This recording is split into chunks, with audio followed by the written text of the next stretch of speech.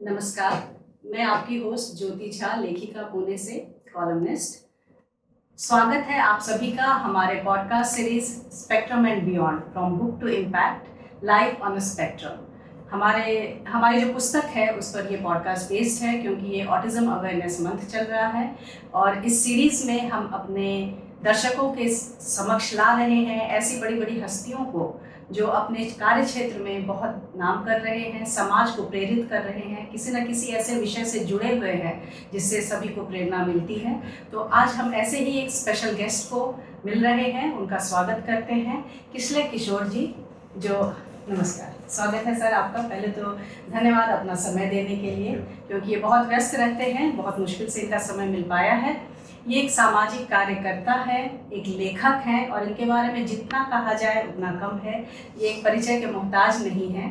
तो आज इनका हम यहाँ पे पुनः स्वागत करते हैं। अभी इनकी बैक टू बैक पुस्तकें आई हैं जो सामाजिक विषयों पर ही हैं और ये बहुत सक्रियता से कई विषयों पर काम करते हैं, जिनके बारे में अब हम इस पॉडकास्ट सीरीज में आगे चलकर समझेंगे। तो सर, बिना समय व्यर्थ गवाए पहला प्रश्न हमारा है, आप एक लेखक हैं और आप एक सामाजिक कार्यकर्ता हैं, तो लेखनी स्वयं में काफ़ी एक चैलेंजिंग बात है और सामाजिक कार्यकर्ता जो सोशल ट्रांसफॉर्मेशन है वो भी बहुत ही चैलेंजिंग डिफिकल्ट बात है।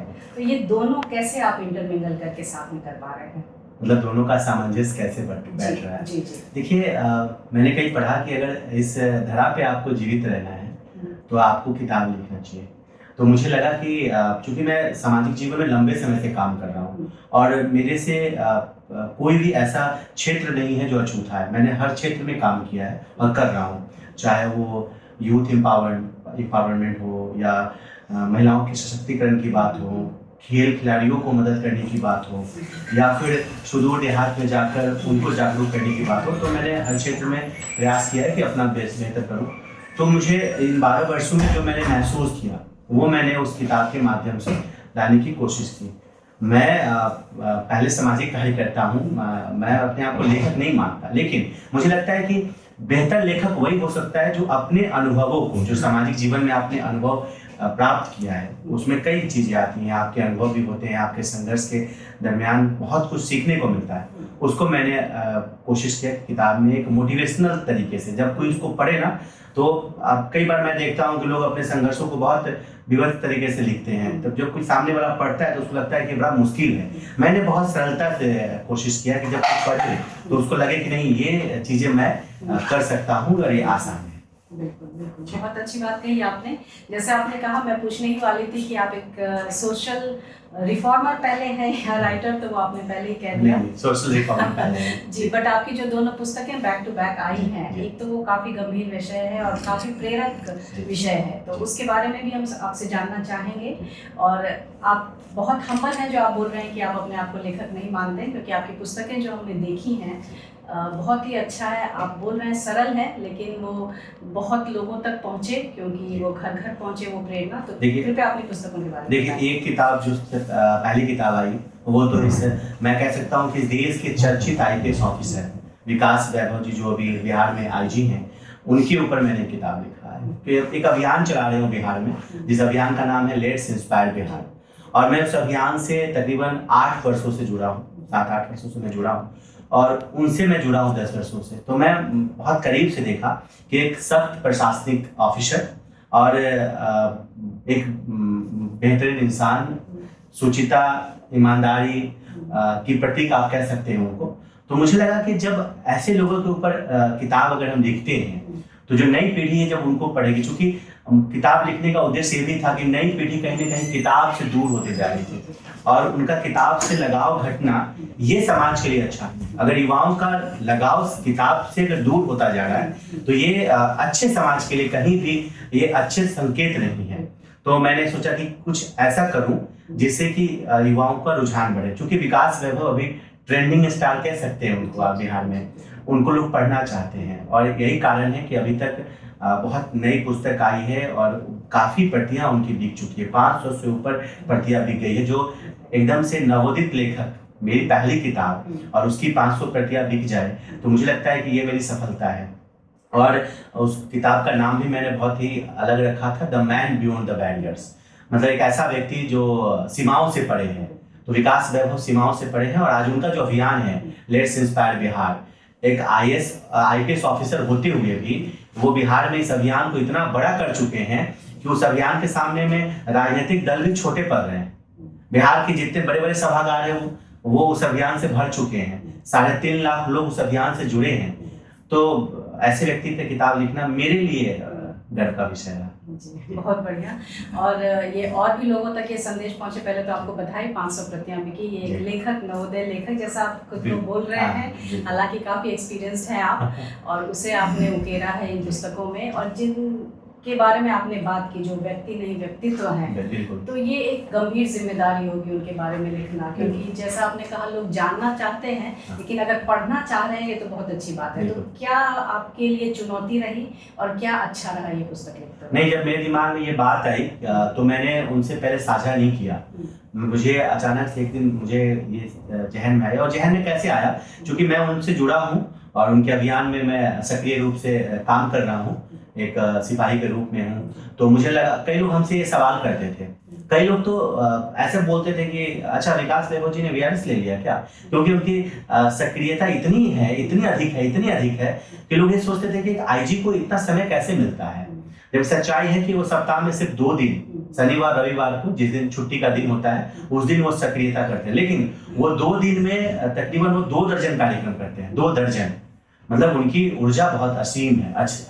बोलते नहीं गॉड गिफ्टेड, तो मुझे लगता है कि he is a god gifted person. तो मैंने बस मुझे लगा, तो फिर मैं, चूंकि मैं काफी दिन से जुड़ा हूँ तो बहुत कुछ मुझे मालूम था, मैंने संकलन करना शुरू किया। कई माध्यम थे, कुछ उनके सोशल साइट्स से भी मैंने लिए, उनके घर वालों से मेरी बातचीत हुई, मैंने वहाँ से संकलन लिया। फिर मैं उनसे भी बात करके कुछ चीज़ों को जानकारी ली। फिर वो जहाँ पोस्टेड थे, जहाँ वो रहे बतौर SP, उन जिलों के लोगों से मेरी जान पहचान थे, मैंने उनसे पूछा।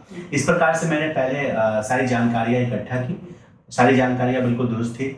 बाकी मैं उनको जान रहा था, उनकी शैक्षणिक योग्यता क्या है, और कब उनकी पढ़ाई लिखाई कहाँ से हुई है, कहाँ से वो आते हैं, ये सब मुझे पता था। तो मैंने पूरे किताब को एक संयोजित रूप से लिखा, जिसमें विकास वैभव के बचपन से लेकर अब तक की यात्रा, पूरे व्यक्तित्व, तो उसमें जो उनका जो कैरियर है, पुलिसिंग का भी जो कैरियर है, सब कुछ है।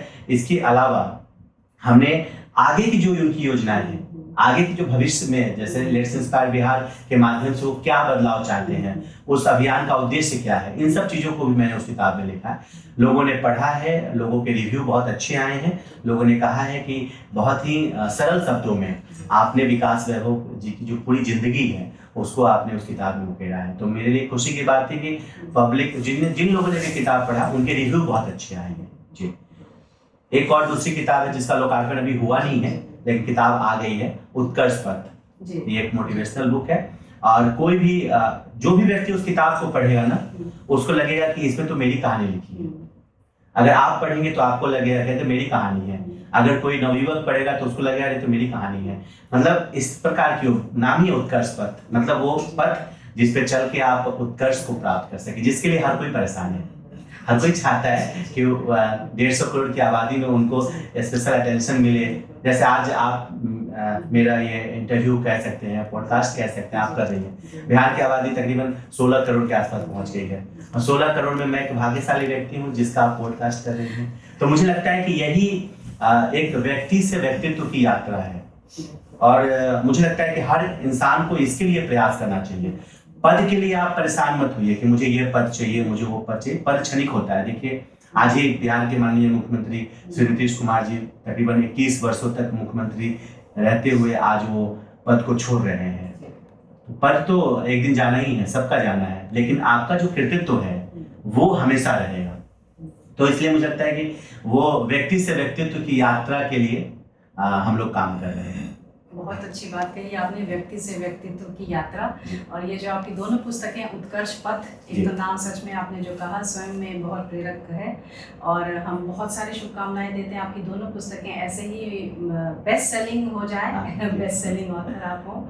और एक और प्रश्न पूछना चाहूँगी लेखन से रिलेटेड। जैसे आप स्वयं काफ़ी व्यस्त रहते हैं, आप एक सोशल रिफॉर्मर हैं, शुरू से इतने वर्षों से काम कर रहे हैं, आपके पास समय की भी कमी रहती है, तो लेखन में कैसे आप अपने आप को? देखिए ज्योति जी, मैं व्यस्त जरूर रहता हूँ लेकिन मैं अस्त व्यस्त नहीं रहता हूँ। हाँ, देखिए समझना होगा, व्यस्त रहने में और अस्त व्यस्त रहने में अंतर होता है।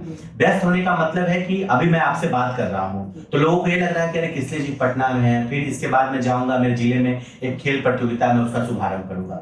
मैं 8-9 बजे तक घर पहुंच जाऊंगा, उसके बाद 9 से 11 का जो समय होगा 2 घंटा, वो मैं अपने आप को दे सकता हूँ, अपनी किताब को दे सकता हूँ, अपनी सोच को दे सकता हूँ। तो मैंने हर रोज इसी तरह से समय निकाला, 2 घंटे 3 घंटे, जिस दिन भी मुझे, किसी दिन में समय मिला, किसी दिन रात में समय मिला, किसी दिन सुबह में समय मिला, तो उन समय को का संयोजन किया सही तरीके से। तो मैंने पहले ही कहा, व्यस्त रहता हूँ, अस्त व्यस्त नहीं रहता हूँ, इसलिए सारी चीजों के लिए समय निकाल लेता हूँ। और उसी में ये समय निकाल कर, हाँ ये जरूर है कि ये जो लेखनी की रफ्तार है वो मेरे सामाजिक रफ्तार से कम है।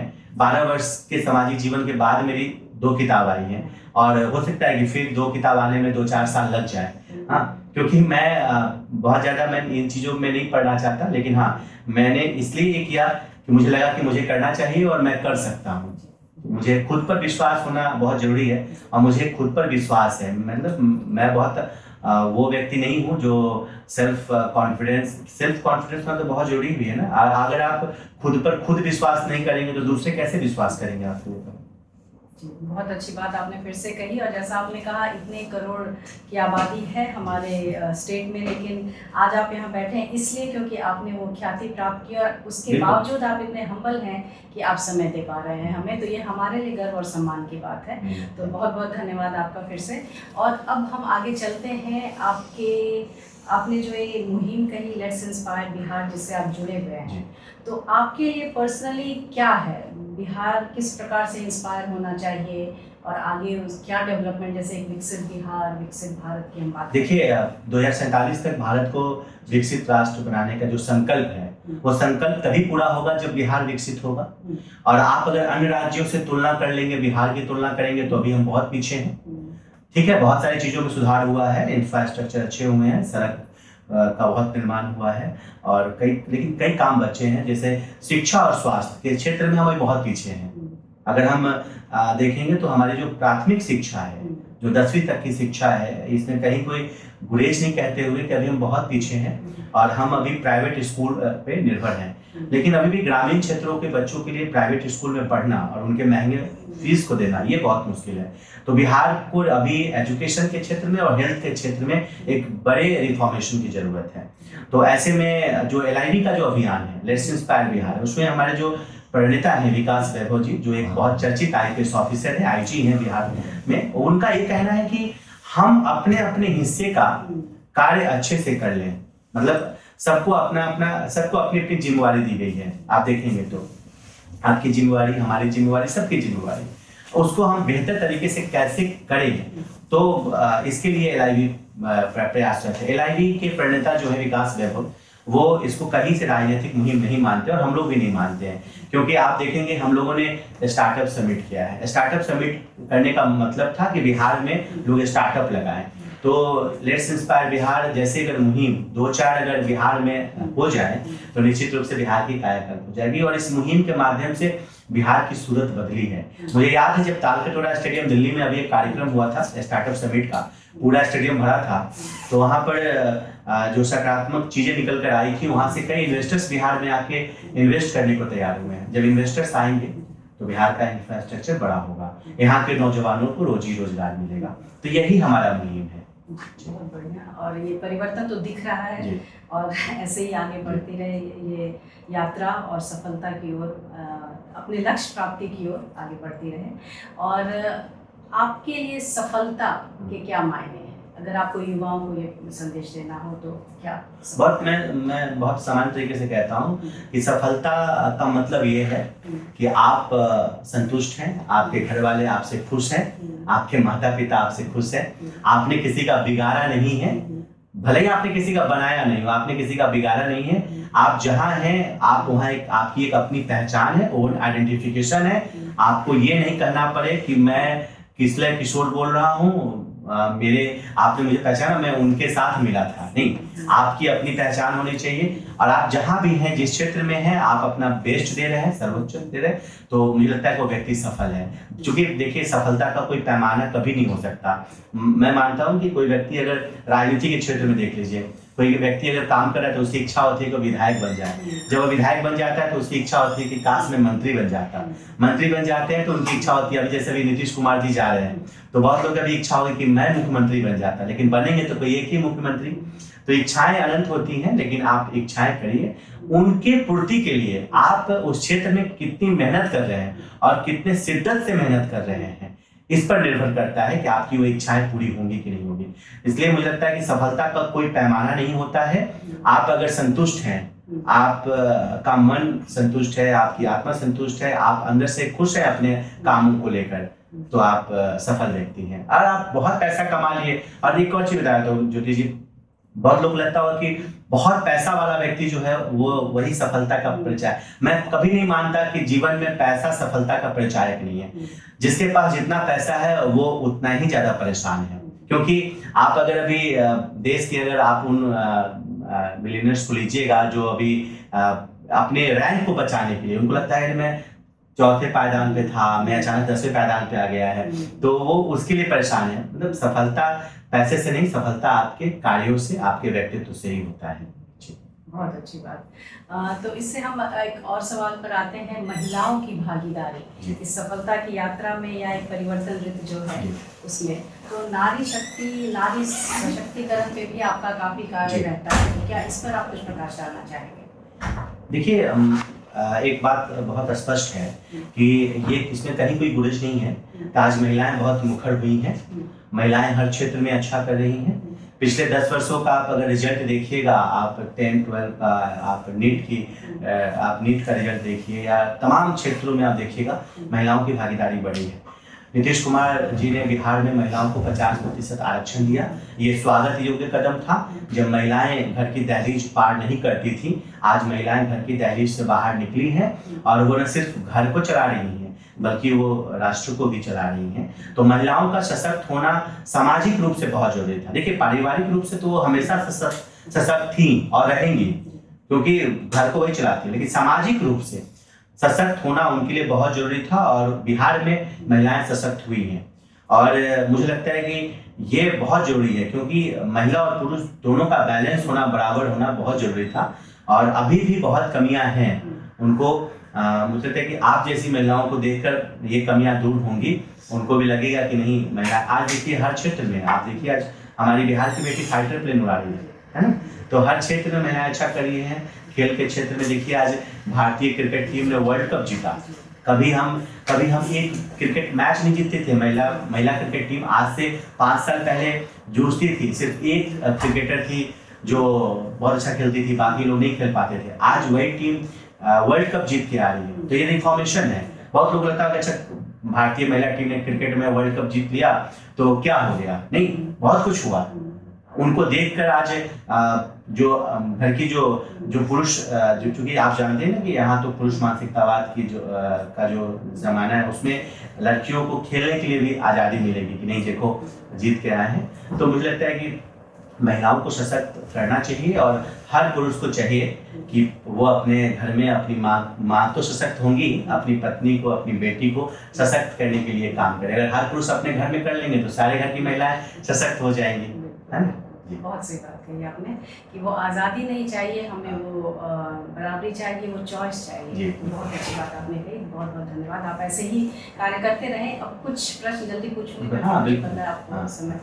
तो ये बताइए, आपका कार्य जो सामाजिक विषयों पर, इतने गंभीर विषयों पर आप काम करते हैं, उसमें सबसे बड़ी चुनौती क्या आती है? देखिए, चुनौती, देखिए मैं जो काम कर रहा हूँ ना, तो मैं अपनी क्षमताओं में रह के काम करता हूँ। चुनौती जब आती है जब आप क्षमताओं से बाहर निकल जाते हैं। तो मुझे लगता है कि आप क्षमताओं से बाहर नहीं निकलेंगे। आपकी जितनी क्षमताएं बढ़ती जाती हैं, कार्य के साथ क्षमताएं बढ़ती हैं। मुझे याद है कि मैंने जब पहले दफा, मैं बहुत संक्षेप बताऊं, मैं क्लास 4 या 5 में रहा हूँ। उस वक्त मेरे स्कूल में एक हेल्पेज इंडिया नाम की एक संस्था आई थी। उन्होंने एक वीडियो प्ले किया था जिसमें दिखाया था कि वो ओल्ड एज होम में लोगों को रखते हैं जिनके घर के बच्चे पढ़ लिख कर विदेश में शिफ्ट हो जाते हैं तो उनके माता पिता यहाँ अकेले रह जाते हैं, तो उनको वृद्धा आश्रम में रह देते हैं। तो उस वक्त मुझे एकदम नहीं पता था, लेकिन जो वीडियो मैंने देखा तो पता नहीं क्यों मेरे मन मस्तिष्क पे बहुत एक गहरा प्रभाव पड़ा था उस टाइम। और वो आए थे हम लोगों से मदद मांगने के लिए हमारे स्कूल में, और उस वक्त मुझे याद है मैंने तकरीबन 1200 रुपये, ये 97-98 की बात होगी, और मैंने 1200 रुपये जमा करके और उस वक्त उस संस्था को मैंने दिया था। I was the largest donor in my school, मैं अपने स्कूल में लार्जेस्ट डोनर था। तो मुझे तब, आज मुझे ऐसा होता है कि अरे मैं तो क्लास 4th में था, तभी मैं सोशल था, तभी मैं सामाजिक था। तो मैं ये कहता हूँ ना कि सामाजिक व्यक्ति देख कर नहीं बनता है, देख कर कोई चीज नहीं हो सकता। आप मुझे कोई देख कर ये सोचे कि मैं किसले किशोर बन जाऊंगा, नहीं बन पाइएगा। चीजें ना बचपन से आपके अंदर होती है, वो एक बीज होता है जो आपके अंदर रहता है, वो समय के साथ बीज जो है ना एक पौधे का रूप लेता है। तो मुझे लगता है कि इंसान को क्षमताओं में रहकर काम करना चाहिए। अगर आपकी क्षमता है कि मैं 10 लोगों को मदद कर सकता हूँ तो आप 10 लोगों को करिए। यहाँ लोग क्या करते हैं ना कि अपनी क्षमता कुछ नहीं होती है, लेकिन वो अपने आप को इस तरह से प्रिटेंड करते हैं कि नहीं मैं बहुत ये करता हूँ। नहीं, आप मेरा मानना है कि अगर आप अपने जीवन में 2 लोगों को ही मदद कर पा रहे हैं, नुकसान किसी का नहीं करिए। अगर आप किसी की मदद नहीं कर सकते हैं तो नुकसान मत कीजिए, और अगर मदद कर सकते हैं 1-2 लोगों की भी कर सकते हैं तो कर दीजिए। आप सोशल हैं, आप सामाजिक हैं। आप घर में अपने माँ बाप का सम्मान करिए ना। अगर कुछ नहीं है, आप घर में माँ बाप का सम्मान करिए, अपनी पत्नी का सम्मान करिए, अपने बच्चों का सम्मान करिए, और आप सामाजिक हैं, आप सोशल हैं। सोशल होने का क्या ही परिभाषा है। हाँ, जो व्यक्ति सबसे मिलजुल कर रह रहा हो, जिसकी भाषा अच्छी हो, जिसकी वाणी अच्छी हो, जिसको देखकर कोई कहे कि हाँ ये इंसान अच्छा है, वो सोशल है। बहुत अच्छी बात। जैसा आपने कहा, हमारे युवा जरूर सुन रहे हैं या जितने भी लोग सुन रहे हैं, क्षमताओं में रहकर कार्य करिए, क्षमताएं बढ़ जाएंगी और लक्ष्य की प्राप्ति तो अवश्य होगी। और क्षमताएं बढ़ती रहती हैं, वो समय के साथ जैसे आपका उम्र बढ़ता है ना, तो आपकी जब उम्र बढ़ती है तो फिर आपके अंदर एक परिपक्वता भी आती है। तो उसी तरह से जब आप काम करते चलेंगे ना तो आपकी क्षमताएं बढ़ेंगी, लोग मिलते जाएंगे, कारोबार बढ़ता जाएगा, फिर आप मजबूत होते जाएंगे और आप करते जाएंगे। लेकिन आप सोचेंगे कि अब कोई अभी सोचेगा कि जिस मुकाम पे किसले किशोर है वहां मैं अभी से आ जाऊं, तो ये इम्पॉसिबल है ना, क्योंकि मैं 14 साल उनसे आगे चल रहा हूँ। तो फिर उनको मुझे पकड़ने के लिए फिर 14 साल काम करना होगा, तो मैं उनसे 28 साल आगे चला जाऊंगा। जी, बहुत अच्छी बात है। Everyone is unique, find that power with in you. एक दूसरे से सीखें, लेकिन एक दूसरे को बनने की कोशिश ना करें। बहुत अच्छी बात आपने कही। और ये जो कार्य, ऐसे पूछने की ज़रूरत नहीं है, हालांकि आपने कह दिया है, बट जो ये आप काम करते हैं उसमें सबसे ज़्यादा संतुष्टि किस चीज़ से मिलती है आपको? मुझे सबसे ज़्यादा संतुष्टि मिलती है जब ऐसा कोई युवा, ऐसा कोई खिलाड़ी, ऐसे कोई बच्चे हमारे पास आते हैं, जब वो कहते हैं कि मुझे यहाँ खेलने जाना है और मेरे पास सुविधाओं का अभाव है। मैं उस वक्त तुरंत अपने पॉकेट में देखता हूँ, मेरे पास जितना कुछ होता है मैं उनको दे देता हूँ। और जब वो मेडल जीत कर आते हैं और जब वो पहुँचते हैं और अपने प्रेस कॉन्फ्रेंस में कहते हैं कि मैं अगर यहाँ से ये मेडल लेकर आया हूँ या आई हूँ, तो इसमें किसले भैया का बड़ा योगदान है। मेरे लिए वही ऑस्कर अवार्ड की तरह होता है। मुझे लगता है कि पद्मश्री और पद्म भूषण वगैरह मेरे लिए वही हो गया कि उन्होंने कहा कि मैं इनके कारण, क्योंकि आप किसी की खुशी बन रहे हैं ना, किसी व्यक्ति के अंदर ये अभाव है और उस अभाव को आपने थोड़ा सा, आप सक्षम है, आपको ईश्वर ने दिया है, लेकर जाना नहीं है, जो है इस धरा पे छोड़ के जाना है। तो आपने कर दिया और आपके करने से उनको फायदा हो गया, यही बस। अब क्या, कोई इसमें चुनौती भी नहीं है। बहुत अच्छी बात है, इसलिए शायद आप वो कर पा रहे हैं जो आप कर रहे हैं। तो ईश्वर आपको ऐसे ही प्रबलता प्रदान करते रहें और आप लोगों को भी सक्षम बनाते रहें, उनकी मदद करते रहें। और हम चूँकि समाज के काफ़ी गंभीर विषयों पर आप काम करते हैं, तो एक और गंभीर विषय है आजकल ऑटिज्म। जी, जिस पर कि थोड़ी जागरूकता बढ़नी बहुत ज़रूरी है। तो ये चूँकि ऑटिज्म अवेयरनेस मंथ है, हमारा ये सीरीज़ है, तो हम आपसे जानना चाहेंगे कि इस विषय पर आपकी क्या। देखिए, मैं इस विषय के बारे में बहुत ही जानता था, मैं बताऊँ सच्चाई से, चूँकि बहुत इस विषय पर मैंने काम, लेकिन मैंने अभी आपकी किताब आई है, विश्वकर्मा प्रकाशन ने उसको प्रकाशित किया है, और मैंने वो किताब जब पढ़ा तो मैं मतलब एकदम चौंक गया कि मैं इतना जानता हूँ, चूँकि मेरे पिताजी डॉक्टर हैं, मैं उस फैमिली से हूँ और खुद मैंने फार्मेसी किया है, तो मुझे सब पता है कि ऑटिज्म होता है क्या है। चूँकि ये कोई बीमारी है नहीं, ये सामान्य से लक्षण है, जिसमें एक असामान्य लक्षण होते हैं कुछ लोगों के अंदर में, जिसको आपने जो किताब में चीज़ों को लिखा है, अगर उस किताब को मैं तो आपके अपने पॉडकास्ट के माध्यम से लोगों से अपील करूंगा कि ज्योति झा जी की जो किताब आई है उसको आप जरूर पढ़िए। मैंने तो मंगा के पढ़ा है, मैंने अभी थोड़ा बचा है, पूरा पढ़ा नहीं मैंने, झूठ नहीं बोलूँगा, अभी आधा ही पढ़ा है, लेकिन जितना मैंने पढ़ा मैं समझ सकता हूँ कि अगर उसको पढ़ लेते हैं तो इतना है कि आप उनको कैसे उनके साथ रहना, और सामान्य है सब कुछ, आपने बहुत सरल भाषा में समझाया है, बहुत सरल, मतलब कोई सामान्य व्यक्ति भी समझ लेगा उसको। तो ये चैलेंज, मैं मानता हूँ कि चैलेंज जरूर है, लेकिन आपने उस किताब में उस चैलेंज को इतना सरल कर दिया है ना कि वो अब सबके लिए बिल्कुल सामान्य चीजें हो गई हैं। तो मैं आपको और आपके जो प्रकाशक हैं विश्वकर्मा प्रकाशन, मैं उनको भी धन्यवाद देती हूँ, क्योंकि इन विषयों पर अभी कौन लिखता है, कोई नहीं लिखता है। अब तो लोग वही लिखते हैं कि जिसमें चटपटी चीजें हों, जिसको लोग पढ़ें, लेकिन ये बहुत गंभीर विषय है जिससे समाज अछूता था, आपने उस विषय को सामने लाया है, इसके लिए आप बधाई के पात्र हैं और आपके जो प्रकाशक हैं वो भी बधाई के पात्र हैं। बहुत बहुत धन्यवाद आपका। और मुझे याद है आपने जब मुझे कहा था कि मैंने पुस्तक मंगाई है तो मैंने कहा था ये खुशी, क्योंकि आप लेखक हैं, आप ही समझ सकते हैं कि किसी ने आपकी पुस्तक मंगाई और वो पढ़ी, तो आपको फिर से बहुत बहुत धन्यवाद। और कुछ अगर एक संदेश आप कुछ देना चाहेंगे इस पॉडकास्ट के माध्यम से? नहीं, बिल्कुल, देखिए मैं अब पूरे मेरे इस पॉडकास्ट का एकमात्र बहुत सरल संदेश है युवाओं को कि कुछ नहीं है, आप अगर बहुत सरल रहिए, सहज रहिए, जीवन में बहुत कुछ नहीं है। आप कोई व्यक्ति ये कहता है कि मैं बहुत पावरफुल हूँ तो बेवकूफ़ है, मूर्ख है। व्यक्ति कभी पावरफुल नहीं होता है, उसका वक्त पावरफुल होता है। और अगर सब कुछ आपके फेवरेट चल रहा है तो आप पावरफुल हैं, और चीजें आपकी विपरीत चल रही हैं तो आपकी पावर दिख जाएगी कि आप क्या है। व्यक्ति कुछ नहीं होता है, मुझे लगता है कि इंसान से कमजोर तो कोई है ही नहीं, इंसान बहुत कमजोर होता है, लेकिन हाँ आप सरल रहिए, सहज रहिए और बहुत सामान्य तरीके से आप चलते रहिए ना, जीवन में कहीं कोई कठिनाई नहीं आएगी। आप क्या करते हैं, मैंने पहले भी कहा, आप अपनी क्षमताओं से बाहर जाने की कोशिश करते हैं, खुद का ऑरा नहीं बढ़ाते हैं और रफ्तार तेज कर देते हैं। जैसे आप कोई मोटरसाइकिल सवार देखिएगा, हेलमेट नहीं लगाया लेकिन वो रिस्क ले रहा है कि 150 की स्पीड से वो बाइक चलाएगा, तो खतरा तो है, अगर एक्सीडेंट हो गया तो फिर शरीर के कोई भी पुर्जे नहीं बचेंगे आपके। तो लेकिन अगर 150 में चलाना है आपको तो देखना भी पड़ेगा कि वो हाईवे कैसा है, आपने सेफ्टी टूल्स पहने हैं कि नहीं पहने हैं। तो जीवन में भी यही लागू होता है, आप अपनी क्षमताओं में रह के काम करेंगे, सब कुछ बढ़िया होगा। तो बस यही संदेश है, एकदम सरल सहज बने रहिए।